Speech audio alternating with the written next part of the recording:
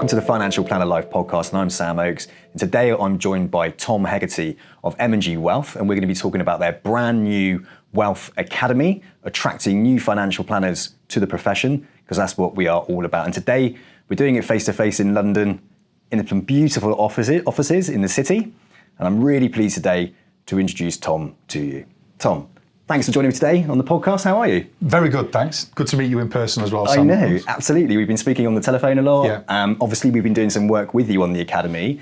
And, I think it's a fantastic option out there within the financial planning space. Yeah. I speak to multiple companies, been doing it for 15 years.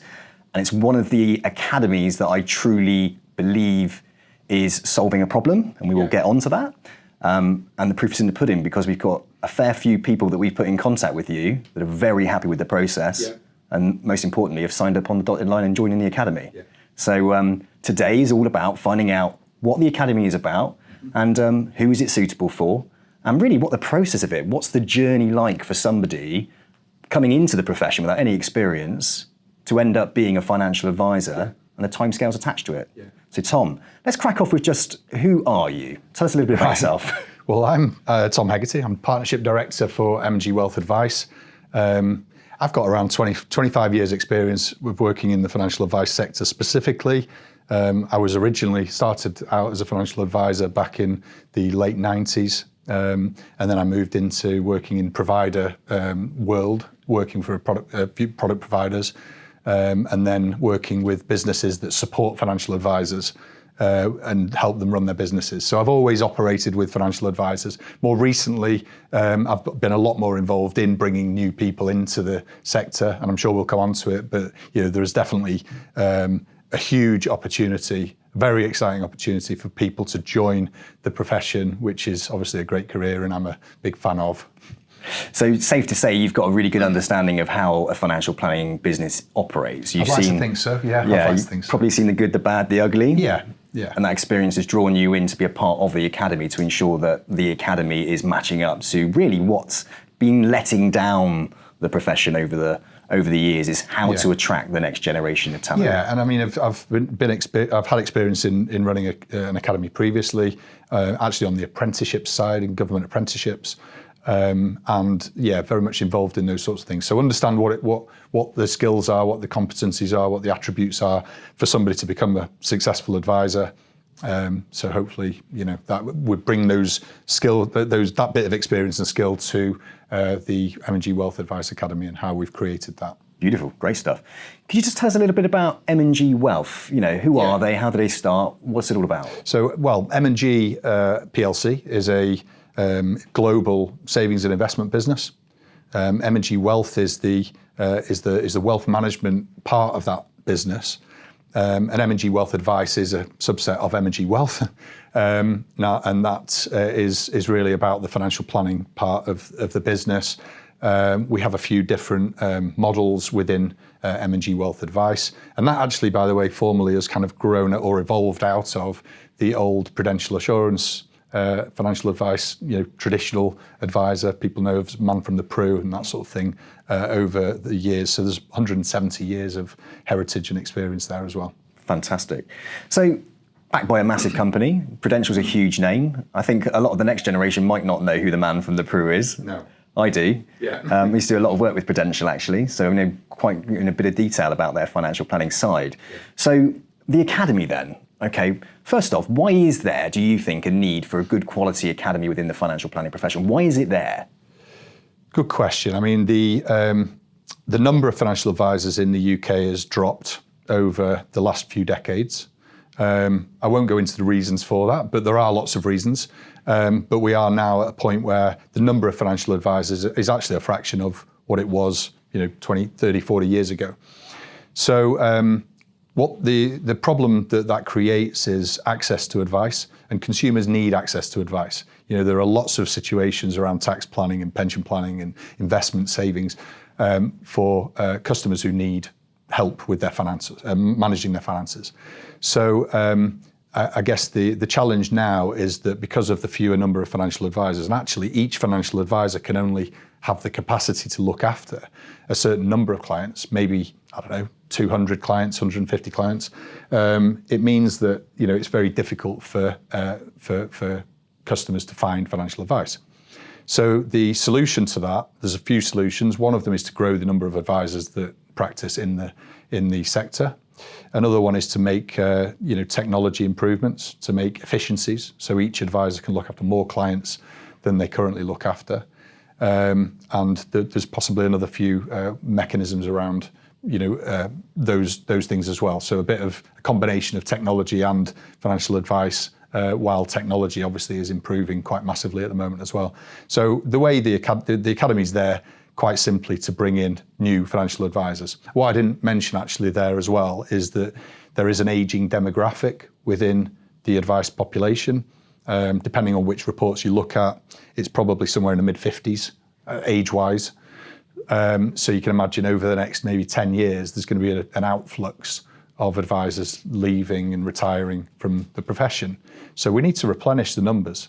It's really important that we get the numbers through, and it's a great profession. We need to advocate it more. So within the whole sector, not just M&G Wealth Advice, I think it's our responsibility, but I think it's the sector's responsibility. So other advice businesses as well should be doing the same, and they are. Many are doing their bit. We're doing our bit now as well, and we're helping to increase that number of advisors within the sector to make the market sustainable for the future. Fantastic.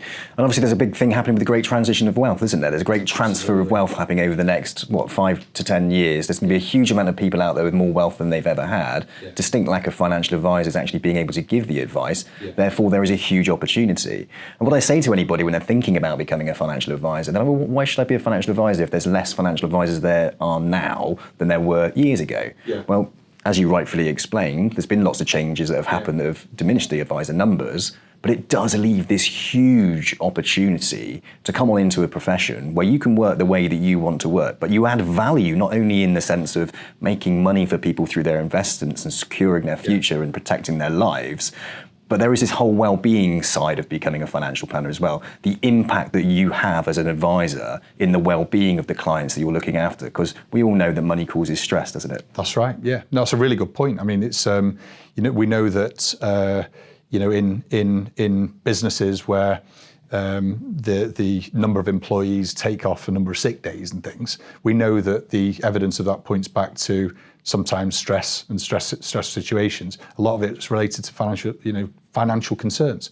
So there are so many people who would benefit from having some support with their finances, whatever that looks like. It might be, on a technology side, it might be guidance. It might be guidance around how to best deal with your finances. It could be full financial planning, whichever way. But you're absolutely right. It can help well-being, and so that gives satisfaction to the advisors as well, because of course, advisors get satisfaction from helping people, in that process as well. And it's really rewarding in that sense.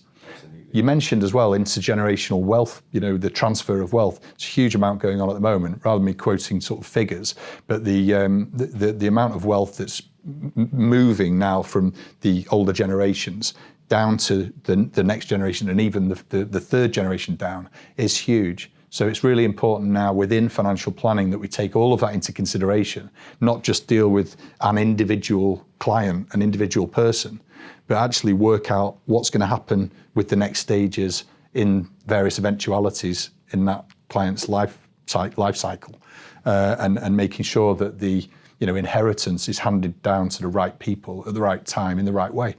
So there's a load of planning and work going into that at the moment as well. Yeah, financial planning, it's not just I'm going to, select a product for you and that's it. There's just so many levels to it now. Yeah. I think the human behavior, psychology side of it, how we interact with our clients, the impact that we're actually having, I think is huge. So I think, that's one of the, lots of reasons why it is an exciting opportunity, an exciting career, and an exciting time. Not to mention the simplistic way now you can train as a financial advisor, which we're going to get into, that allows you to also take advantage of the simplicity of technology, marketing, digital marketing, how to build your brand online, which would have taken you years and years and years in the past. And financial planning, again, because it's not hyper competitive, lends itself to you being a standout person within a specific niche that you might choose, whether that's, only speaking to footballers and professional sports people, or it could be musicians, YouTubers, it could be anybody with average earnings above 250,000. There's so many opportunities for you to establish yourself as a thought leader and an influencer within those spaces. And people that have got that hunger and desire to network and raise their profiles, what an amazing profession. And I often say it because I see it as a person from the outside looking in. We're in a startup phase with it. It's gone through this old school traditional type look. And now we're going into this startup phase where it's going to be some very interesting entrepreneurial people coming in because they've been digesting and observing as they've been getting older YouTube videos and Instagram talking about running your own business and being your own master of your own destiny. Yeah. So that's the exciting side of it. Yeah, it is. I completely agree. It was all very, very well said. Yeah, but it is. We are in that whole period of moving, still evolving, of how we best adapt to the audience and the people who need advice. How do we do that? And technology is a huge part of that. And there is that opportunity for those who are running their own financial advice enterprises to choose which segments they want to work in, choose which type of clients they want to work with, and marketing and promoting their business to that audience, and helping their business and helping the right clients in that way as well. Yeah. Perfect. So what we're finding as well is within the financial planning profession, there has never been a traditional route in.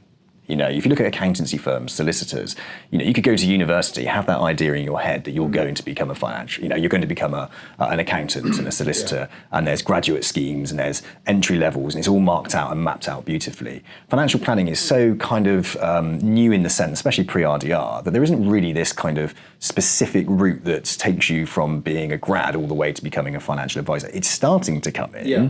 We're starting to see it. But there's a lot of confusion out there. There's routes into the advice sector where you could start as an administrator. Yeah. There's routes in where they might have a graduate scheme. But there's also lots of people like you guys here at M&G Wealth that have academies that are saying, look, it doesn't matter what your background, your experience, where you've come from, how old you are. Yeah. We've got the training and the development to get you from A to B as quickly as we possibly can in the right way. Yeah. And more importantly, get you in front of clients and actually give them advice. Yeah. So you are getting the exposure that you need. Yeah. Because let's not beat around the bush here. Becoming a financial advisor, having to go out and win clients is tough, isn't it? Yeah, absolutely. So today we're going to talk about the Academy. We're going to talk about really what the Academy is about, some of the key sort of questions that might well come up in somebody who's thinking about becoming a financial advisor, and hopefully we're going to preempt those, answer those questions for them to give them lots of confidence. And obviously towards the end, if anybody's interested in this Academy, then they can just follow the link and they can join. Yeah. Perfect. Perfect.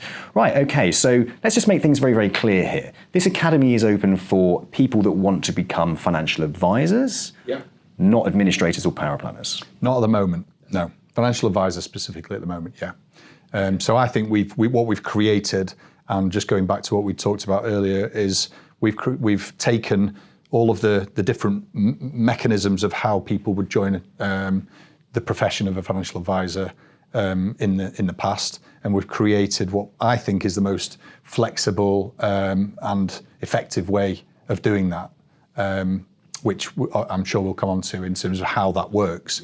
But it's very, very flexible, and I think we offer the trainee advisors a certain way to get into advice, which minimises or sort of maximises their earnings potential early on, gets them up and running quickly, and then we spend a good long time with them coaching and mentoring and supervising that individual until we get to the point where they're fully experienced. Fantastic. So let's just talk about your Academy then. So let's just talk about someone might be listening to this podcast, someone might be watching it and thinking, I wouldn't mind being a financial advisor, but perhaps there's a limiting belief coming up. They don't think they're educated enough. They didn't go to university. They haven't had the relevant experience. Yeah. Let's just talk about, who is this Academy for? Who's it open for? What level of experience do they need to become a financial planner? So the brilliant answer to that question is it's open to anybody. It genuinely is. There are no barriers really to anybody. Level of education obviously is going to be a help, but it doesn't necessarily mean that that's a criteria or a barrier. So we're looking for people with a certain number of attributes, certain things that they can demonstrate that they've got the competencies to become a successful advisor. It's not suited to everybody, and I think there's a certain skill set that's required of a certain type of person, and I think we've got a selection process in place where we can delve into those different areas and those different competencies and try and figure out who is capable and who isn't. But the very important point is it is fully inclusive, open to everybody. There are no barriers. Okay.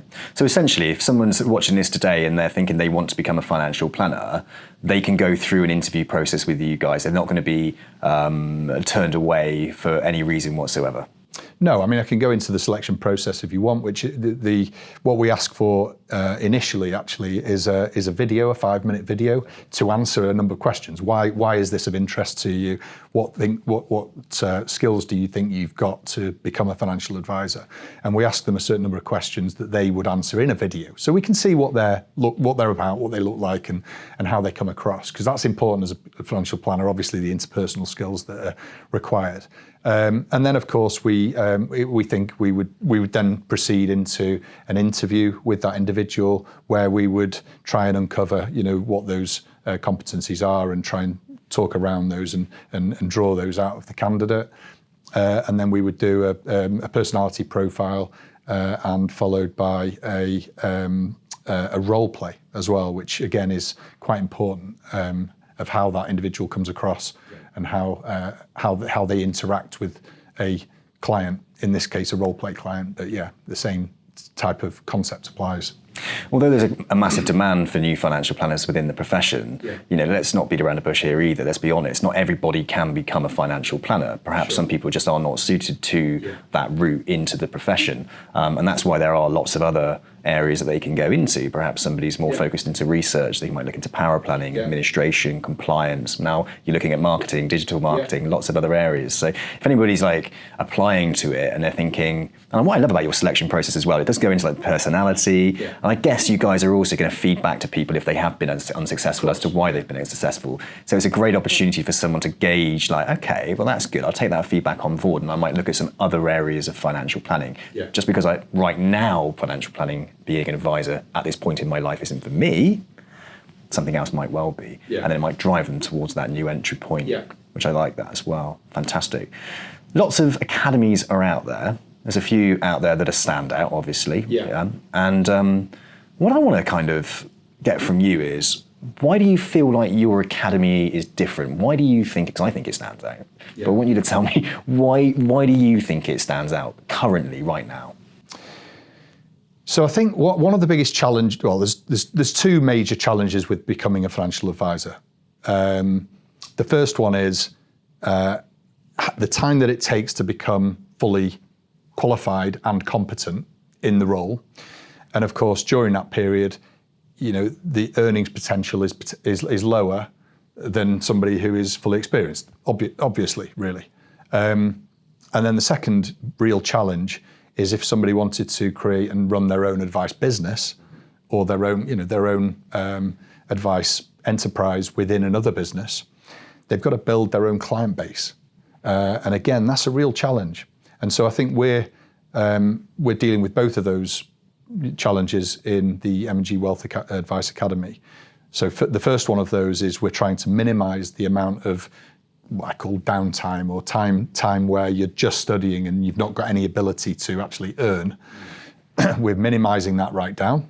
And then the second one of helping trainee advisors build a client bank is we're in a great position to do that because we do have a very large customer base within the business now already, so we can provide leads to the individuals to give them the best chance of building that client bank early and quickly, and which will last them for many years to come down the line. Fantastic. So that's one of the standout things and the reasons why I think the M&G Academy is so good. And you've hit the nail on the head. Where it's historically people have gone through some of the academies that have been around for the last few years, you can almost see how it hasn't supported them on the second stage of their journey. So yes, it's gotten the qualifications, but we all know getting qualifications doesn't make you a financial planner. You're sitting down in front of clients, giving advice, achieving things such as competent advisor status, having that time and exposure, but also having the mentorship, the training, development to make sure that you're on the right path. And historically, what I have seen in some of the academies where they're trying to do a good thing and they have done a great thing, but some of those guys are going through and coming out without anything. You know, and that's a big worry, isn't it? A big concern. And it's a concern also for somebody who's thinking about becoming a financial advisor. Because it's like, well, how do you generate business? How do you get clients? And it can be tough. If you're a one person band, and you're saying, well, I'd be a financial advisor. I've got my qualifications right now. I've got my, I'm either directly authorised, I'm an appointed representative. Being left on your own to find those clients is an absolute struggle. So regardless, you're going to need some help. It obviously helps if, say, for example, you come from another profession where you've established a very great network. A network of very interesting people. It could be business owners, couldn't it? You could be a marketing manager who's used to going around and seeing lots of different companies and interesting people that might be perfect for financial planning. Getting yourself in with other businesses is very useful in that respect. But okay, good. And I think the lead side of it is one of the most important things that needed to be addressed within all these academies is, okay, come on in, get your qualifications, now what? And you've absolutely nailed that. I mean, the qualifications bit, let's just be clear that is a component of learning to become a financial advisor. Now, my own view, which I've built up over several years now, is that there are 4 main areas of competence, skills, if you like, that make a good financial advisor. And not all of those are covered by the qualifications. So if I run through those, I think the first prerequisite is that you have to have the capacity for technical knowledge. So as I mentioned before, this is a fully inclusive academy program. So it doesn't matter if you've got no qualifications at all. I mean, there might be a criteria of having a few GCSEs, but it doesn't matter if you're not A-level qualified or you've got a degree or whatever. But what we need to see in terms of, demonstrably see, is that the individual has the capacity to learn technical information. Financial planning, there is a fair bit of technical information out there, about regulation and product specific areas that we've got to, the candidate needs to fully understand. And not only just understand that, they've got to then maintain that knowledge as well. So the qualifications benchmark, which is called RQF Level 4, that was introduced as a benchmark qualification. So you've got to be able to achieve that. If you don't get the qualifications, you can't be a financial planner. That's a regulatory requirement to be licensed as a financial planner. So the individual has to have the technical knowledge. That's the first part. Second to that is what I call conduct and ethics. We're in a highly regulated sector, and so adherence to regulation and compliance is really, really important. Making sure that documentation is fully completed properly, thoroughly. Processes are followed carefully. The customer is always at the heart of the business, and everything, all the decisions that are made should be in the benefit and in specifically helping the client. So adherence to rules, rule book, regulation. I call it conduct and ethics, because actually, if you conduct yourself and you follow all those the conduct and ethics in theory, the regulations shouldn't even need to apply. So regulations are there to make sure that you do follow that. But if you did things right anyway, the regulations shouldn't necessarily come into play. The third part is around business acumen, business development.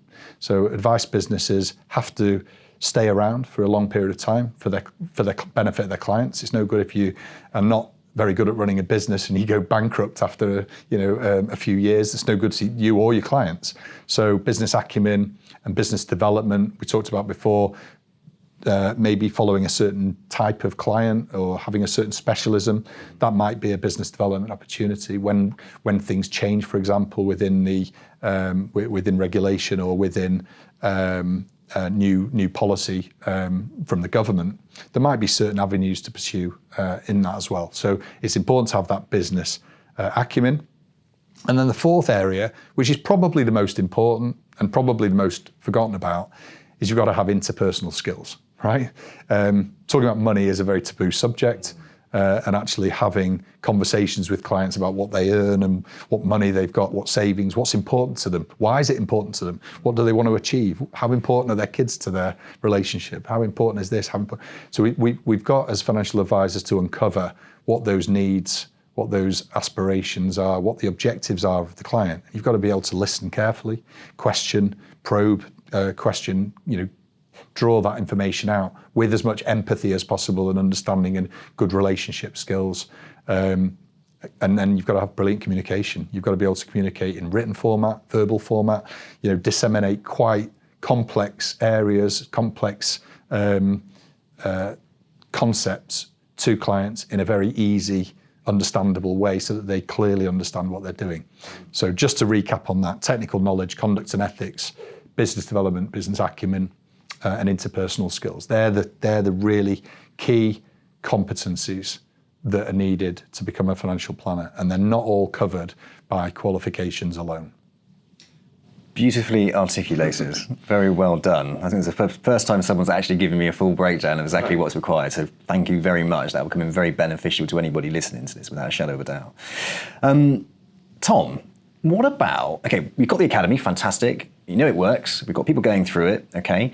One of the things another problem that you solved, okay, is like, if I'm outside of the profession, I'm thinking about becoming a financial planner, we all know that, I'm sitting in my job, I'm earning 60 grand a year as a marketing manager. I really want to be a financial planner, but everywhere I'm seeing, it looks like I've got to take a drop in my salary.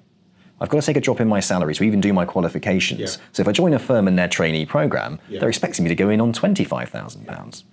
What are you doing to sort of combat that barrier to entry in growing the financial planners out there? So as I said earlier, that is definitely a barrier. If you're earning somewhere, what you don't want to do is take a year or longer out to study full time and leave your job to do that.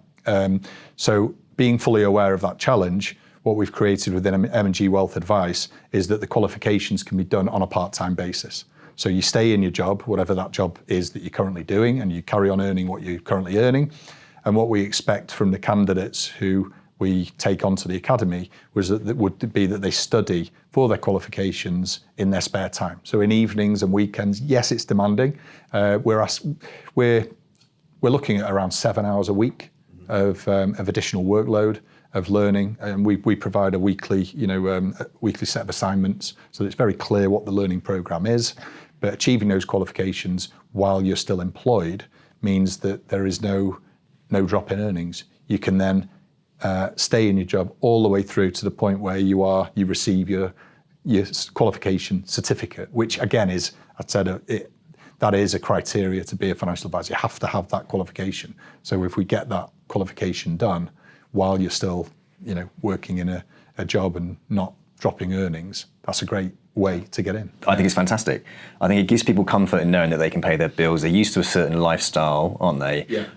They want to retrain. They don't really want to take that leap out of something they know, they're familiar with, that brings them in an income, into something completely blind, which they've never sort of done. It gives them that beautiful way to transition into becoming a financial planner. They're not having to, and quote me if I'm wrong, spend the money on the qualifications themselves because you guys cover the cost. That's right. Yeah, we cover the cost as well. So that qualification journey is a modular learning program. We actually use the CII diploma in financial planning, which is 6 exam qualifications. We provide all the study materials, workshops. There's online apps where we can see or test understanding and do mock qualification questions. The exam entry, all of the logistics around that, the management of that, and the learning program, all funded by us. Okay. Now, if obviously we're incurring expense doing that, if we have somebody that then does drop out at some point, then there might be a right for us to claim some of that cost back. But it will depend how far that individual is down the journey and how much out of pocket we are, I guess, from doing that. It's not an astronomical amount for somebody. No. If they were going to study themselves and buy the workbooks themselves and do it all themselves and pay the trainers, there would be a cost incurred for, dipping their toe in the water to see if it's a profession that they think that they would want to do. It's not going to be much more expensive doing it that way than if they did it themselves. and they would incur that expense anyway. So yeah. And the difference being, like, the thing that would probably turn you off of continuing on the path is the accountability side, whereas you keep them accountable for what they're doing, because we will go on to this in a minute around the stages of the actual academy and what's involved in each of those valuable stages to ensure that people meet their goal of becoming that financial planner at the end. Okay, a lot of people who are thinking about becoming financial planners rightfully would like to know how much money they are going to earn as a financial advisor. They also ask the question around whether or not employed or self-employed is the best option. And in their heads, they often have an idea of what they think they require, whether that's employment or self-employment, usually based on their personal attitude to risk, their financial situation, where they are in life, and their confidence. So let's just bring that back then. So talk to me a little bit about how people end up, once they've gone through the academy, which we'll get onto in a minute, they actually join M&G Wealth. What options are available? Is there employed? Is there self-employed? Is there a hybrid role? Tell us about that. Good question. So we do have a number of different models within M&G Wealth as a business. The idea really would be for an individual to become a self-employed advisor, either within an existing firm within M&G Wealth Advice, or we will support somebody to set up their own business. So their own, complete enterprise, their name above the door, they're the principal, director, owner, whatever they want to call themselves. So that's where the real big opportunity is here. Now, in financial planning, there are lots of employed positions around, and it can be a salaried role. I guess I would say probably salaries are limited to a degree. What we're offering within M&G Wealth Advice is the ability for somebody to really, capitalise on their own future and grow their own enterprise. And there's no limit to that, which is the fantastic opportunity. What we also though do have is a business which is what we could term as a hybrid advice business, which we do have a number of employed advisors, a few dozen, and it's a people-led, technology-enabled advice operation, and it covers certain types of clients at certain parts of the advice process. So we might have positions available within that area if there was somebody that wanted very much to be employed rather than self-employed. So that would be, the main end destination that somebody would go to within M&G Wealth Advice, either running their own business enterprise, either under an existing firm, or running their own new business. Fantastic, great. And very exciting for anybody that has that entrepreneurial spirit and wants to grow a brand their way. They have that backing of M&G Wealth. And let's just reinforce that for those that don't really understand that concept. So if I'm Sam Oakes and I want to run Financial Planner Life as my financial planning business, what a great name. Maybe I should do that underneath. Brilliant. So we've got the Financial Planner Life. But on my website, for example, it would be part of M&G Wealth, right? That's right. Yeah. But the clients that I work with would see me as Sam Oakes, Financial Planner Life. And my branding and my marketing and everything that's involved would be the Financial Planner Life. But the beauty of it is because you've already got lots of content that you've created under M&G Wealth, I assume it can be white labeled.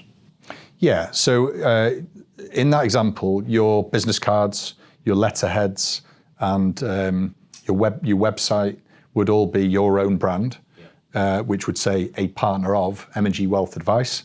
So there is an association there with the large M&G Wealth Advice organisation. But you would market yourself through your own brand and have your own logo, do your own marketing, however you want to do that. And we would oversee all that, make sure that you're doing that in the right way to all the regulatory requirements, and the content is checked before you send anything out, for example. It's very nice though, isn't it? I'm able to focus on my personal brand. Absolutely. I'm able to focus on the way that I want to operate when it comes to developing business, as long as it's within the rules of the FCA and it comes around marketing, etc. So that's really useful for people that have that entrepreneurial drive and entrepreneurial spirit and can see the market that they want to work in, but have the support and the safety net, if you like, of an M&G Wealth behind them, checking all the work. Yeah, exactly. Yeah. Perfect, great stuff. Okay, well, let's talk about money. Yeah, this is what you do as a financial advice firm. You talk about money.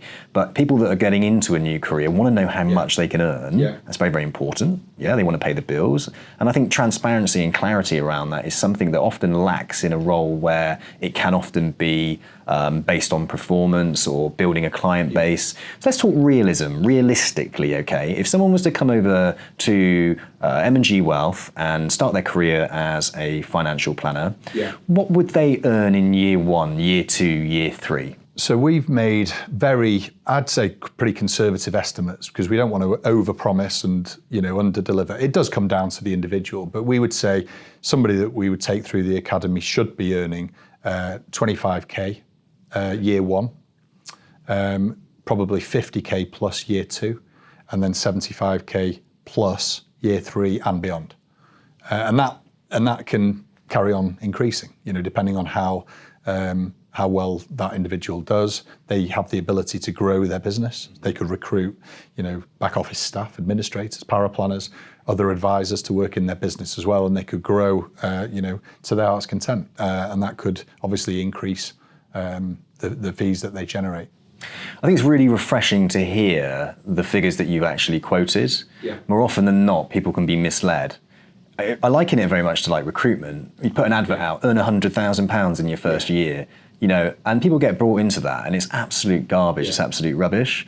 Here, in my company, we ensure that we are completely and utterly transparent and realistic about what the minimum is that you can earn. That's not saying that that's what they are going to earn. No. We're just saying this is a conservative amount that we think that you could earn and expect as a minimum. However, the type of person that you are, how you work, based on the business that we think we're going to provide to you, we think considerably more. However, this is the kind of minimum we expect you to do. No, I agree. I mean, if it's no good telling somebody that we think they could earn X amount and giving them some sort of false expectation, because all we'd end up with is people probably making plans, thinking that they were going to earn more, and then getting a bit demoralised and end up leaving. And then we all lose, everybody loses out of that scenario. And let's be clear here as well, you guys are, as a company, providing leads as well to these individuals. So it's not like you're coming across and having to start from scratch. How many leads is it again that are provided on, say, a yearly basis, and how long for? So we're very fortunate as a business to have a large customer base within our provider, within Prudential as a business. And so we do offer advice opportunities to those clients if they need it, and if they've not got a financial advisor, that's very important as well. Many of those clients or customers already have a financial advisor elsewhere, which is fine, and they should carry on dealing with that financial advisor. But where there is a customer client who doesn't have a financial advisor, we offer them the opportunity to gain advice, and we'll pass them out to one of our advisors. So at the moment, we're looking to provide 80 leads to a trainee advisor in their first year, and then 100 leads to them in their second year. Now that could change depending on the availability of leads that we have. It's not an endless supply, that will diminish over time. But those leads are existing customers of of M&G. So they're already, usually they've already got, a policy. And so they are usually fairly open to listening to ideas around how they could be helped from an advice perspective. So we have made an assessment on the number of leads that we think would be genuine, conservatively converted by a trainee advisor into a proper client, where that client would be then paying for any transactional fees, for any initial fees, and then an ongoing relationship, and they pay an amount on an annual basis as well. That's how the fees work, by the way. And so we've worked out the earnings capacity based on our experience, which is quite extensive, of what those conversion rates look like and how many clients are likely to continue with the advice that they're offered. Brilliant. So those the 20, the 25, the 50, and the 75. Conservatively works it out based on the business that you actually pass over to that individual advisor. So anything they're doing on top is a bonus. We have, I think, within that calculation, we've assumed that around 20% of their business would be self-generated. So that would be through what we'd call referrals, or any networking they might do personally, but only 20%, whereas the 80% would be from business we're providing the opportunity to the trainee to capitalise on. But something that's worth mentioning at this point as well is that, this is again, you're not handing over lead after lead after lead after lead forever and ever and ever. Yeah. There is a supplement to leads going across you, and there'll probably be an end date. But the idea is to get you up and running during that period where you might well struggle if you're doing it on your own. Yeah.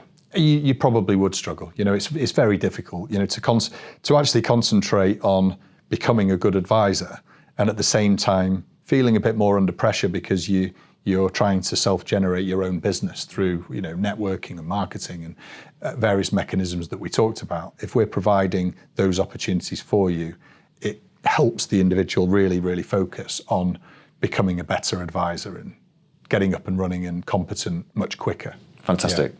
Excellent. Well, thank you for that transparency. I think it helps when someone makes a decision that they have an idea that they can put down a figure of what to expect. Yeah. Can we just go back to something that a lot of people don't quite understand, which is how an advisor charges for that advice? Yeah. And we talked about the initial fee and the ongoing fee and how that makes up their income as an advisor, as in their salary or their income that gets paid to them. Can you just briefly clarify that so if someone was listening, they would understand it? Yeah. So financial advice is really a professional service, but the intention is to help a client with their financial planning needs. Now, there are different ways of charging fees to clients, but ultimately, clients are charged for work that is carried out by the advisor. So, if you make a recommendation to a client, you're entitled to charge a fee for doing that. Now, there are two types of fees. We call them initial advice fees, which is where there is a specific aim and objective for that client and a specific recommendation that's made to the client based on their needs. And that would be charged as an initial fee, we'd call that. And then what's also important is that client then receives an ongoing service and relationship with that advisor to make sure that their plan stays on track and stays within their risk appetite, is continually aiming towards meeting their goals and objectives, which may well change over time. So what the advisor would do is have a meeting regularly with that client, at least once a year, where the advisor would check in with the client, make sure that they're still on track, make sure that what they have in terms of their products and the way that they're aiming to meet their goals and objectives is still on track. And for that annual review process, there would be an annual review fee that would be paid to the advisor. So then what we would do as a business and how we're paid as a M&G Wealth Advice is we would retain a portion of that fee ourselves. And the fee is actually paid to us. We then retain a portion of that and we pay the subsequent amount onto the advisor.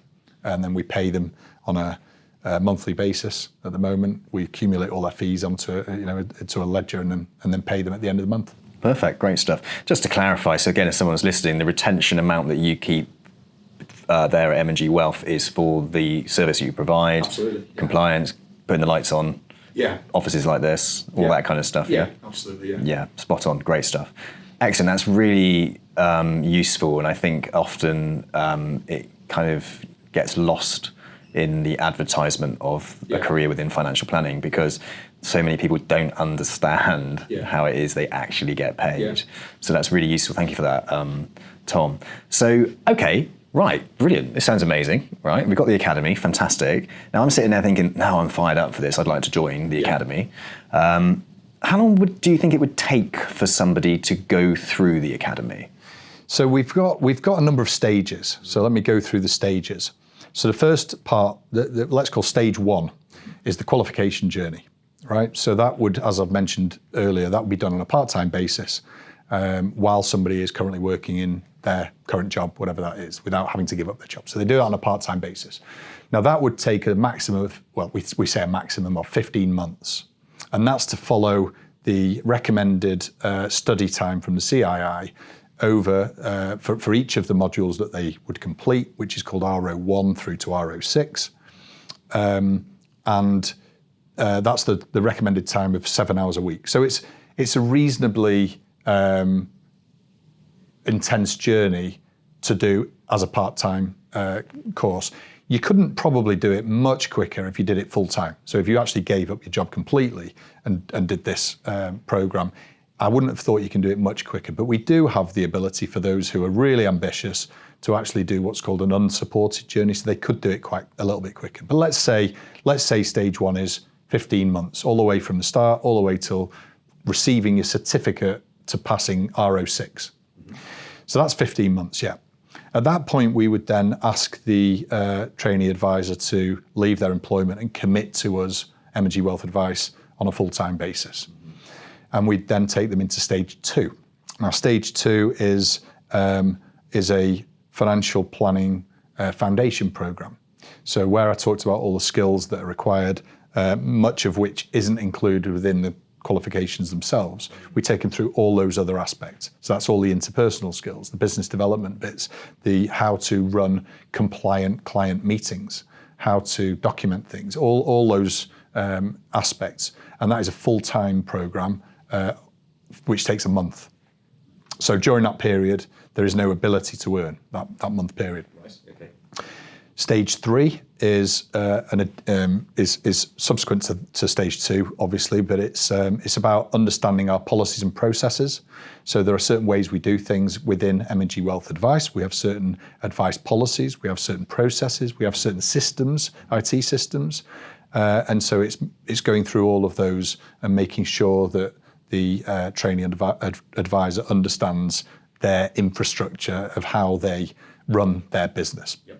And again, it will cover lots of the aspects of those competencies that are required. So that stage 3 is also a month. So that's 2 months where there is inability to earn and inability, it's what I call payment downtime, let's say, revenue downtime, yeah. But that's it then. So then as soon as you've done those stage 2 and stage 3, which are a month each, we then, in the background, there is a process going on where we take the individual through the FCA authorization process. And then on completion of stage 3, they are licensed to give advice under supervision. Okay. So that at that point, we start providing them with client leads. And they've done role plays and they've practiced how they would interact with clients beforehand. And then, so stage 4 is what we'd call the journey to becoming a competent advisor. So journey to CAS, competent advisor status. And we would take them through that process where the client meetings that they run, the approach calls and interactions with clients would all be conducted under supervision and monitored closely, with lots of coaching and mentoring and development in the background as well.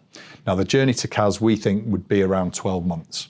Okay. So that is just a little bit more, it's fairly intense supervision, and we would monitor the individual, make sure that they're doing things correctly, coach them and mentor them into the right, to becoming much better at what they do. Once they achieve the end of stage 4, we would hope that they'd achieve their competent advisor status. And then we'd move on to stage 5, which really we call a supported journey. They have demonstrated competent advisor status. You could say, in a way, they've passed their driving test. But then post the driving test, for another 12 months, we would just keep a close eye on them, make sure they were doing things properly, make sure that we can give them further development, support, coaching, mentoring, to improve them even more. And then at the end of stage 5, which again we think is about 12 months, we would then deem them an experienced advisor, and they are on their own and running their own advice business. So overall, end to end, let me recap on that. Stage 1, 15 months qualifications. Stage 2, 1 month. Stage 3, 1 month. And then stage 4, 12 months, journey to CAS. Stage 5, 12 months, supported journey. However, so overall, you could say that's 3 years and 5 months, right?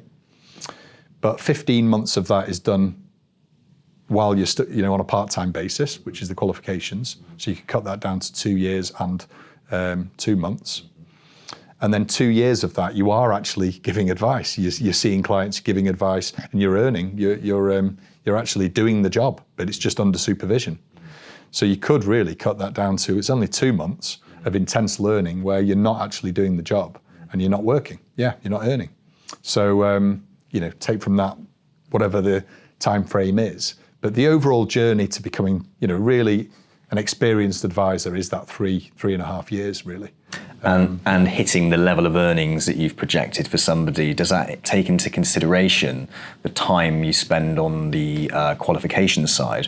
Or is the 3 years to say getting to 75 average minimum, is that taken into consideration when they leave their company and join M&G Wealth? Or is that inclusive of the qualification side? No, so sorry, the start of stage 4, once they've done the 2 months full time training, from that point, that's when they start earning. So the journey to CAS year would be the 25k that we would expect. The supported journey, stage 5, would be the 50k we'd expect, and then experienced advisor, 75k plus. But it's not even an issue because they're in their current job, they're still continuing to earn the salary that they're used to earning during the qualification stages. And another icing on the cherry on the cake is that they're not paying for that. Yeah. Thank you so much for breaking down those stages. I think I've got some questions around the individual stages that I think I would ask if I was going to go on that journey. Now, when it comes to the qualifications, you mentioned ROs, so through the CII. Yeah. I'm busy doing my job. Yeah. And I'm not the most amazing at retaining or learning or that sort of stuff. I'm not brilliant at it. I am good, but I need a bit of help and a support. What do you guys do to provide the help and support for passing those qualifications? Because am I just literally in the back bedroom with a textbook, late at night going, oh my God, what am I doing? Or is somebody going to be there helping me along the way to passing my qualifications, answering some questions, giving me some sound advice and perspective? Yeah, you're not on your own at all. No. If you were to go and study the exam, anyone could go and study these exams themselves. They're available to go and join the CII and do your own exams. And we have actually some people that come into the academy program who are already qualified, in which case they would just miss out that first 15 months, start at stage 2 and progress through the academy that way. But the qualifications are, they're not easy. They can be a bit dry for somebody that's come, that's new to advice. And there is a fair bit of reading and understanding the concepts within that. So some of the RO exams are quite theoretical around regulation and history of regulation and how that works. And then there are some that are a bit more technical on specific subject areas. There are formula and calculations involved in some of them as well, which is a skill to getting good at understanding how they work.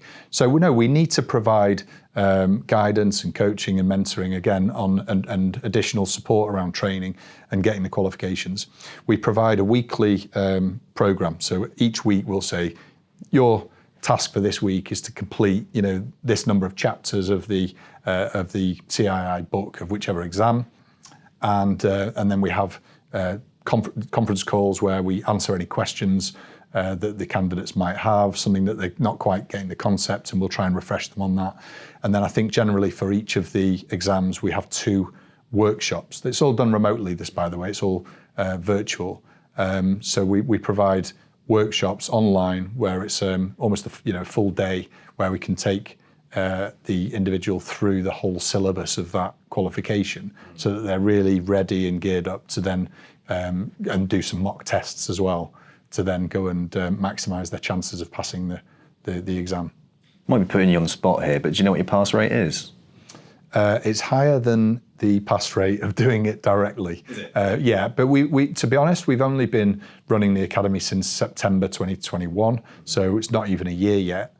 We have got some good pass rates, and they are slightly better than the general pass rate for those qualifications, and that's because we provide the support. Yeah, but I couldn't tell you the specific figure right now. That's fine, no problem.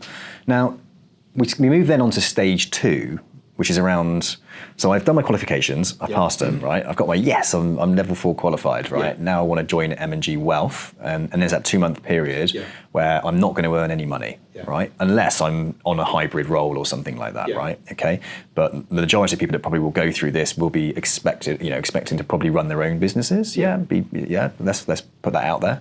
I think so, Yeah, okay. So now it's advisable, I guess, to ensure that you save enough money to be able to cover you for those 2 months. Yes. Yeah, that's an advisable thing to do. Absolutely. Look at me giving financial advice. So save some money for that, that's obvious. But let's just talk about what those 2 months of skills and behaviour training actually look like. And can you just sort of give us some examples of what they'll be working on? Because a lot of the people are going to come with the skills and behaviours already, aren't they? They're just going to be fine-tuned to the role of what a financial planner does and how they use them. Can you elaborate? So the selection process, which we talked about earlier, should actually uncover those transferable skills and the individuals being able to demonstrate that they've got the skills in the background. But of course, what they need to do is then apply those skills and behaviours to the financial advice skill set. So. Stage 2 is a month course. It's broken down into a series of different modules, which will be around things like the advice process, things around the behaviours that you need to demonstrate, which, the interpersonal skills I talked about questioning techniques, listening skills, how to show empathy with clients, how to document, the advice process, how to run, compliant meetings, what disclosure is required, and then how to make recommendations to clients as well. So it will touch on some of the content from the qualifications. Obviously, the qualifications are theoretical, whereas what we're doing in stage 2 is actually, what does that look like in practice? What does that theory that you've learned from the qualifications actually look like when you're doing the job? So it's about learning how to do the job of a financial planner. What are the important competencies that are required? In terms of examples, that would include, for example, a role play. So we would actually say, here is a client scenario where this client has got these circumstances, and we probably pair them up into pairs, and one would be act out the role of the client, what the client wants, and the advisor would attempt to talk the client through the advice process. So asking the right questions, getting the right answers, documenting, probing on certain points, and then probably another role play on delivering the solution to the client. What is it and the research that's involved, and then delivering the right solution, and writing the reports as well, which is a very fundamental part of financial planning as well, making sure that communication isn't just done verbally, it's also backed up very carefully through a suitability report. Great. So 2 months of an individual coming into the role of a financial planner without any experience, really understanding fundamentally every part of what it is that they need to do, under supervision, with some role plays. Fantastic. So someone's going to be like, not just, here you go, you're a financial advisor, we're going to let you off the leash, off you go and make some money, and most importantly, make us some money. So as soon as we actually get them to the point where we're saying, look, here's a real client that you've got to go and work with and understand what is it that they require, and provide a recommendation to them, they should be fully equipped to do that. Obviously, they're unlikely to be fully skilled and fine-tuned, because I'd say even advisors with a dozen years experience are still going to be fine-tuning their skill set, because obviously different clients need different approaches, different people have different behaviours that we, as a financial advisor, that need to be adapted to. So it's always a learning process. I think but the trainee advisor should be equipped after those 2 months to understand the concepts of what they should be doing, and then they'll be fine-tuning that their skill set, going forward from there. Bit of theory, bit of reflection, observation, bit of coaching, and then training. Off you go out into the real world and have some real experiences, where we all know that that's where most of the essential learning happens. Yeah, absolutely. And there's also an ongoing responsibility, isn't there, for ongoing learning and development as a financial planner. There's a certain amount of hours that you have to do. Yeah.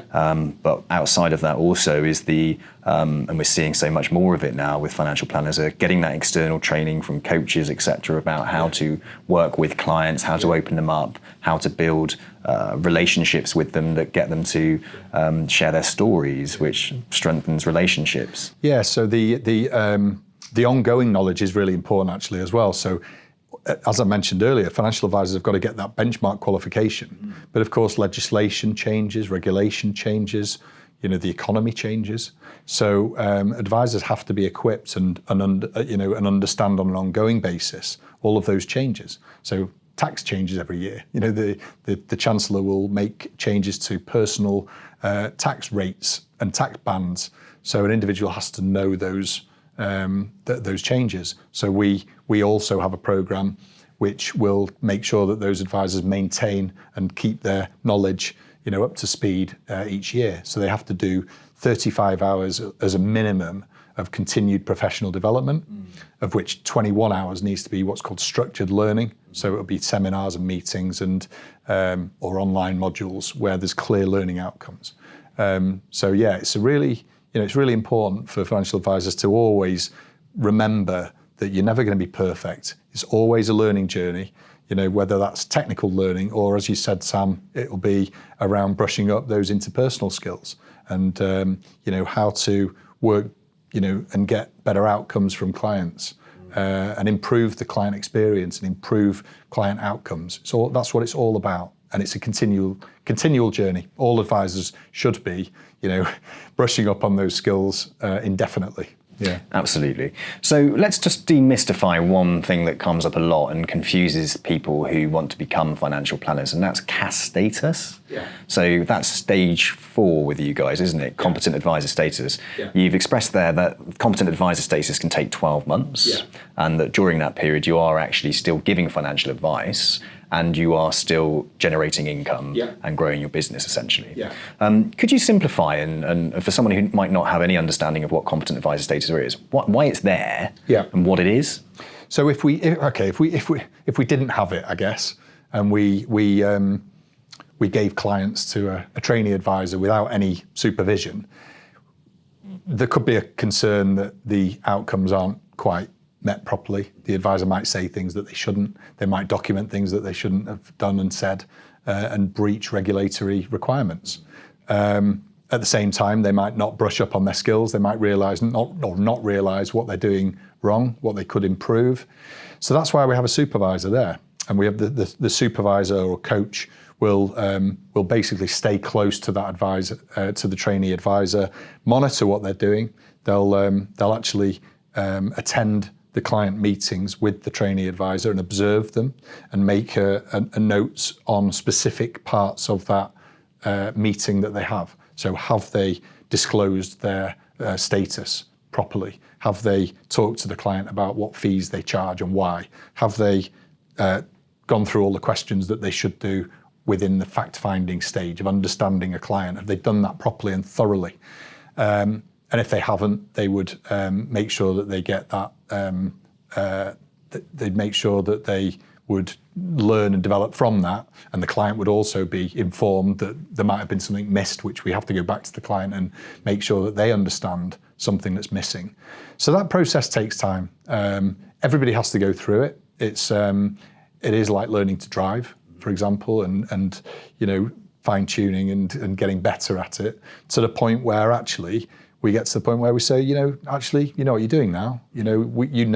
From the supervision process that you're now fully competent. You can do this on your own. You don't need me to come and sit with you and observe your client meetings. We will still check the recommendations that are made. We do for all advisors, and we do spot check and check certain types of advice to make sure that we understand the risk within our overall business. But we would effectively sign off that trainee to being competent. Yeah. So at the end of that 12-month period, hopefully it could be earlier than that, by the way, or it might take longer than that. But we think realistically 12 months is an appropriate time frame. And at the end of that, we would sign them off, let's say, as a competent advisor, which is a certification of sorts, and we don't need to provide the same level of supervision going forward. However, we want to, because it's the right thing to do. So even after the competent advisor status is achieved, we think it's right to continue that process with a lighter touch type of process, but we keep that supervision in place to just continue to help and support, train, and coach the individual to really become a much better at what they do. Thus protecting your clients, but also protecting the advisor, because ultimately an advisor is responsible for the advice that they're given, and that can have all sorts of problems in the future legally if you give the wrong advice. And this is protecting all of us, the advisor, our own business, the client, everything. Just that reassurance for the advisor, really. Something around competent advisor status that is, I think it's worth noting as well with you guys is that because you are providing leads, therefore you're putting them into situations where they're going to be giving financial advice. Therefore, there's more opportunity then to supervise, observe, and provide a more thorough competent advisor process, perhaps a more structured competent advisor process. Would you agree on that, or have I got the wrong end of the stick? Maybe. I'm not sure it makes much difference. I mean, if we didn't provide leads and the trainee advisor sourced their own clients, then what we would do is ask the trainee advisor to tell us when they had meetings due, and we'd still attend and observe and supervise in the same way. So that's what other advice businesses would do. So I'm not sure it's any different that we're providing clients or not. The supervision process should be the same. I was thinking more along the lines if somebody was going through like an academy process where they had to be 100% self-sufficient upon their own business plan, therefore there'd be a lack of client meetings, say, over that 12 months. There might be.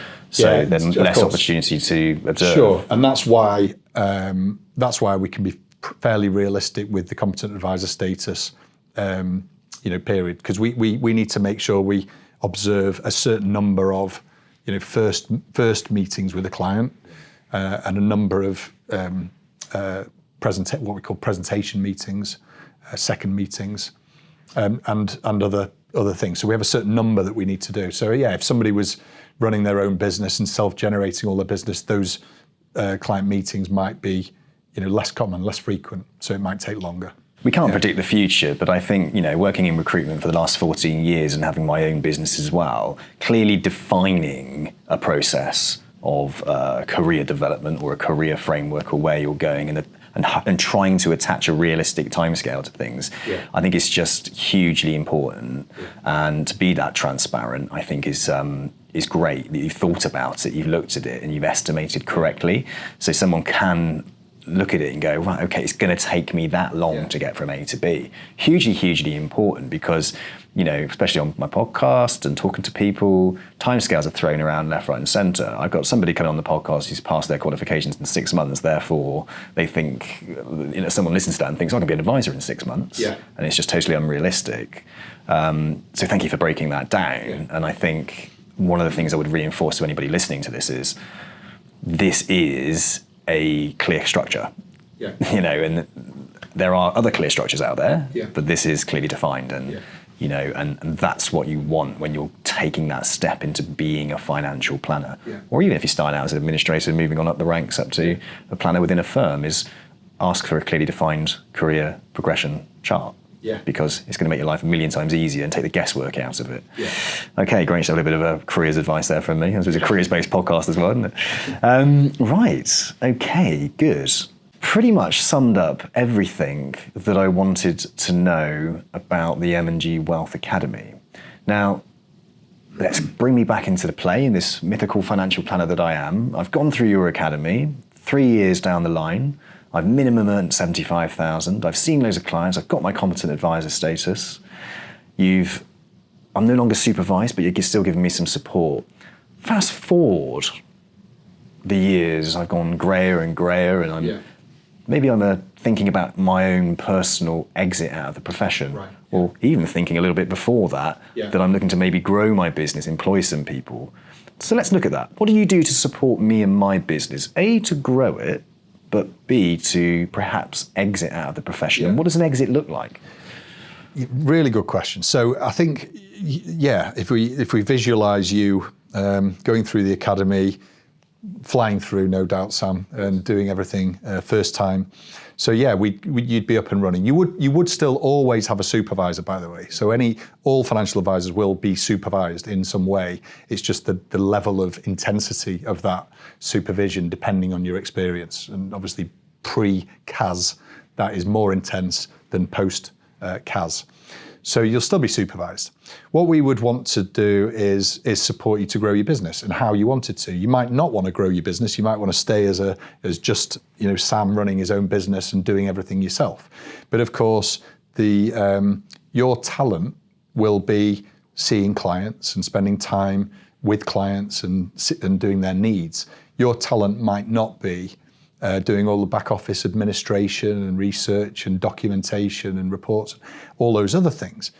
So what you could do, just as an option, is you could look to hire an administrator or some support people within your business, where you pay them a salary or you pay them an hourly rate, whatever you decide to do with them, and they can help relieve you of some of your work.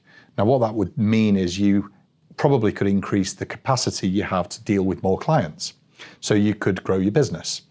And if that's what you wanted to do, then we could help you market your business. We would still hopefully be able to provide you with some leads as well. It would be a fairly low number, but enough to help add new clients into your business. And we'll obviously help you market that. Now, you might end up, we've got advisors now that sponsoring their children's football teams, for example, so they've got their logo and brand across the front of their shirt. You might promote yourself through social media and create a social media platform. You've obviously got your website. You might do podcasts. You might advertise in magazines, whatever you choose to do. And we've got a marketing team that can provide, templated, ready to use, compliance approved material that you can literally redesign slightly and get out there and try and encourage more clients to come along to you. So hopefully over time, what you'd see is you building up your client base, obviously within a capacity that you can manage, because there are obligations in there to make sure that you provide a brilliant service to those clients on a regular basis, as you'd agreed with them in terms of the fees that you charge to them. And then you get to the point where you get a bit older and you decide, actually, I'm going to either take a step back or even retire. Now, at that point, we have the ability for you to actually then pass your clients to somebody who has come through the academy, for example. Right.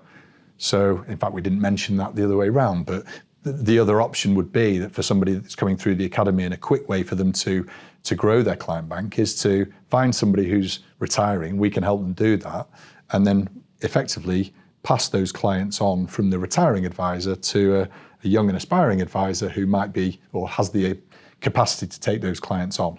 And there will be an agreement in terms of the value of the business that you'd be passing on. So that individual, we would effectively pay you for those clients. We'd pass them on to somebody else, and we would reclaim that cost back from that individual over time. So we would call that a client or advisor ecosystem. From a client's perspective, that's great as well, because you've got to the point of retiring. Your clients don't have to go, oh no, what do I do now? Who's going to be my advisor? No, we'll help them, and you'll pass them on to somebody who you trust, who's going to follow the same processes you've had previously, and give that same level of client experience to those clients that you've built and grown and worked with over a number of time, which are important to you. You'll have very strong relationships with them, so you'll want the best for them, and you'll have the ability to pass them on to somebody who is going to treat them in that same way, with the same care and attention that you've done over many years, and you will be able to depart and head off into the sunset. Yeah. That sounds good. It does sound good, doesn't it? That does sound good, but I don't want to wish my life away. I'm quite happy with my life right now in the present. That's really good to hear, and I think I love that ecosystem that you've got there of advisors passing business on to other advisors. The continuity there for the client is huge. It's the same name, isn't it, essentially behind it? Yeah. Nothing really changes apart from the advisor, really. That's right, and so what I mentioned is that So coming through the academy, and one of the benefits of the academy, of course, will provide the leads to help them build up their own client bank. But once they get to a point where they are competent and they are, experienced enough, they will be eligible at that point to be able to effectively buy a client bank that's being, recycled back from somebody who's retiring. It might take a period of time for them to pay that back, but effectively that will be their client bank.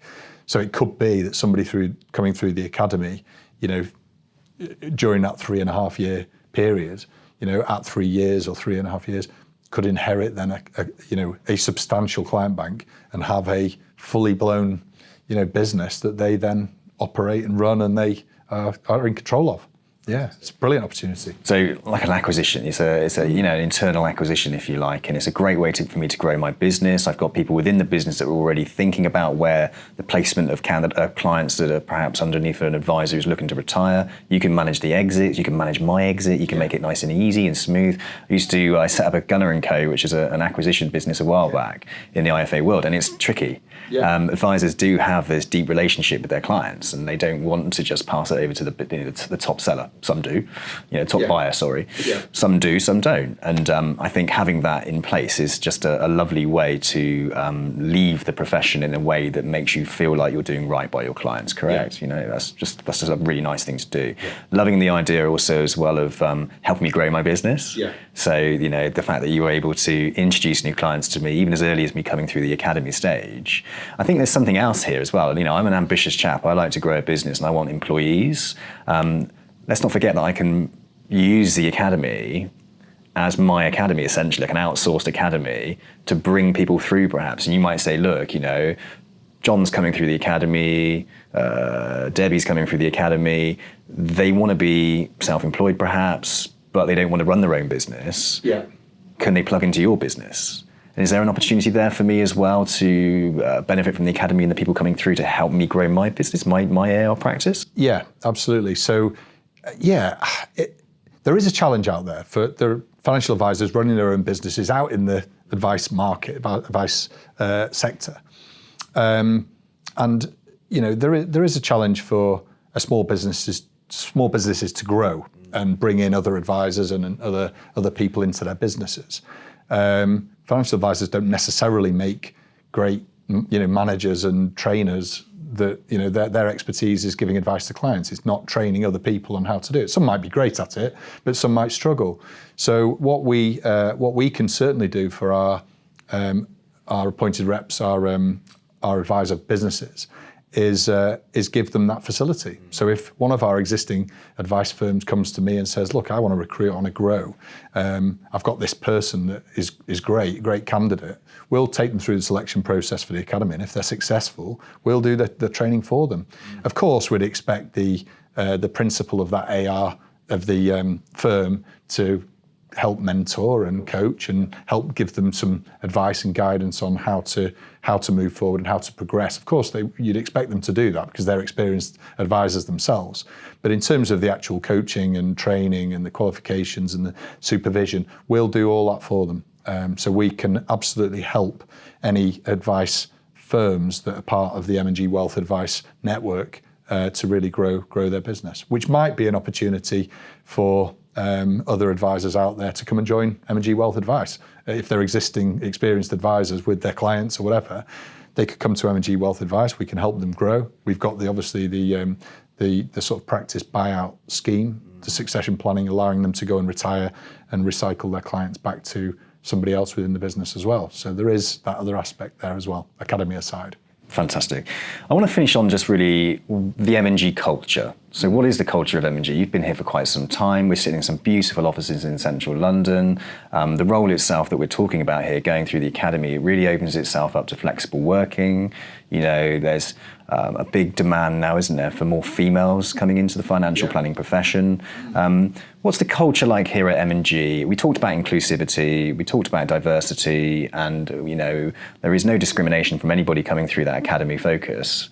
But what do you feel like the culture is like at M&G? Is it forward thinking? Is it is it really what we're looking to try and promote out there at the moment?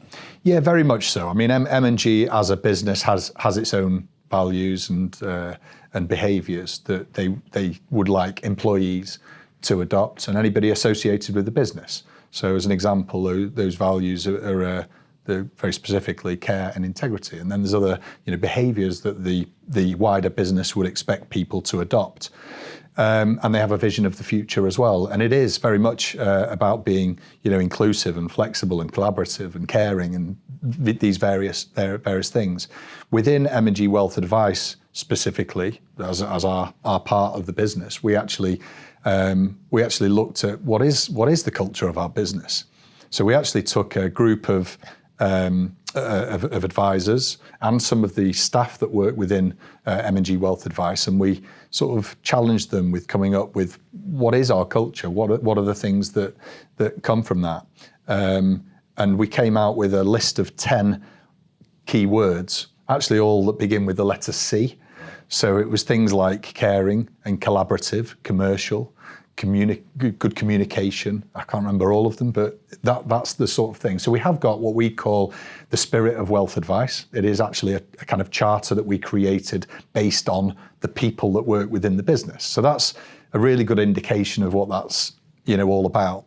In terms of flexibility and a community, we have really built a community. So when we talk about firms that are wanting to grow, for example, and develop themselves, we have a community where others have already done that, and they're happy to share their experiences and what they've learned and their ambitions with others. So we've got this fantastic community of people that are doing that.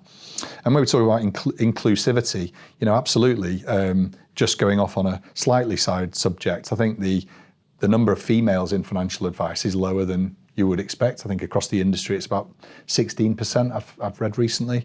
Our academy and our advice business is more around 25%. So we're slightly ahead of the trend. Now, there are lots of perceptions that females have around financial advice as a profession. We did our own research, online research, but also discussing these reasons with our own advice population. And there are perceptions about advice which maybe put females off.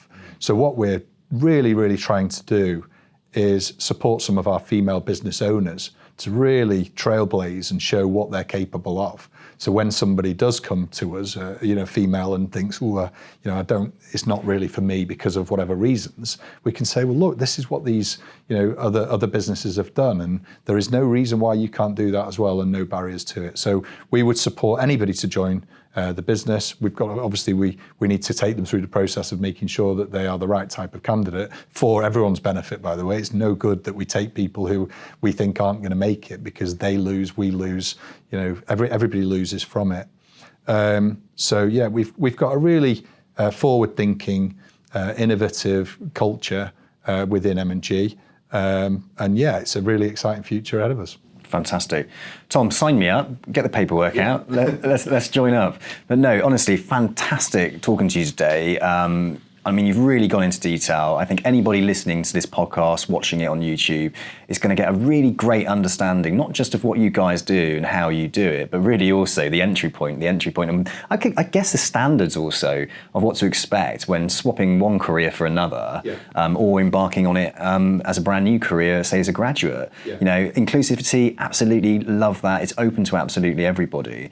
Now, I just want to reiterate, as I said at the beginning of the call, so if anybody is interested in joining the M&G Wealth Academy, if you head over to the Financial Planner Life website, and I'll put links in the comments section, there's a lovely page there dedicated to what exactly M&G Wealth are doing, where you can watch this video and some other videos on the site that will give you a bit of an insight. And if you want to take that plunge and you want to sign up and go through that application stage, of which I've been told by the candidates that I put through is absolutely exceptional, click on the link. It's a very quick and easy application process, and we'll put you directly in contact with the guys there at M&G Wealth, and you can start your career in financial planning. Thank you.